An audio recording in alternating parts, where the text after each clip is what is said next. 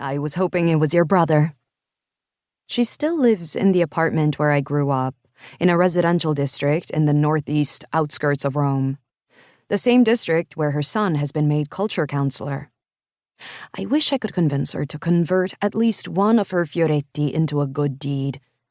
"Do a little volunteer work," I tell her. "I'm sure the Lord will approve." She shakes her head, and as she does, she asks me to turn on the TV and tell her what's going on in the world.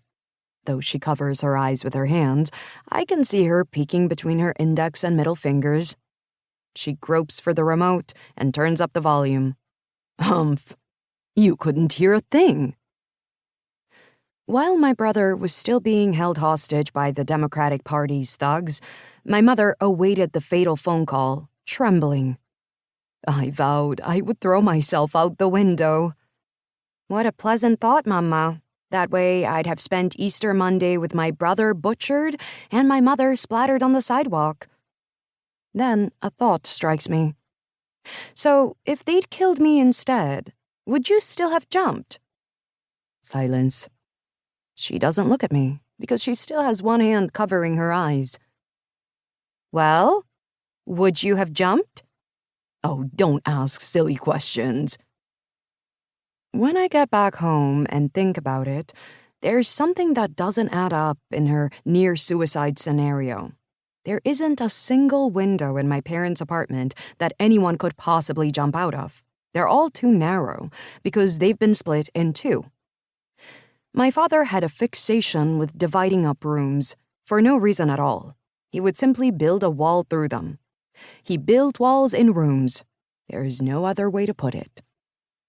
There were 4 of us living together in a 60-square-meter apartment, which he'd managed to split up into 3 bedrooms, a living room, a kitchen, a dinette, a veranda, and 2 bathrooms, plus a long tunnel of overhead storage space that ran the full length of the apartment and lowered the ceiling.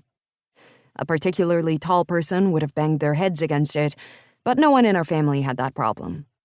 There were no real doors to speak of, just sliding panels without locks. It was like living on a theater set. The rooms were purely symbolic, simulations for the benefit of spectators. For part of my childhood, my bedroom existed only at night. During the day, it became a hallway again. When it was time to go to sleep, I would close 2 folding doors and pull down a section of the wall that was actually a Murphy bed. In the morning, it all disappeared. The set was changed. Panels were slid back, curtains raised. Later, my bedroom was moved into my brother's, a tiny rectangle squeezed into one corner of the room like a horizontally positioned broom closet. The window, like all the others, was bisected by the wall. If I wanted to look out at the world, I had to make do with an opening as wide as a minibar door. Just so you know, you wouldn't have fit through the window, I write to my mother. Thank you, dear, she replies. I'll keep that in mind. I learned to read at age 4. In another family, that might have earned me at least one brava. In my family, it was utterly irrelevant, given that my brother had learned to read at around 3, and by 4 he'd memorized all the world capitals, the inauguration dates of all the American presidents in chronological order, and the names of all the Juventus players dating back to 1975, the year he was born. In terms of the distribution of roles, the fact that he'd nabbed that of family genius actually made my life a whole lot easier. My mother claims that when given the chance to start school a year early like my brother did, I replied, "No thank you, Mama. I want to be like everyone else." I doubt that at age 5 I had the wherewithal to utter anything of the sort, but it's true that, in some ways, I was in the position of not needing to prove anything to anyone. For my brother, things weren't so easy. I didn't envy him. There's an anecdote my mother always tells. Once, at a restaurant, before he was even 3, he picked up the menu and began to recite it from the pulpit of his high chair.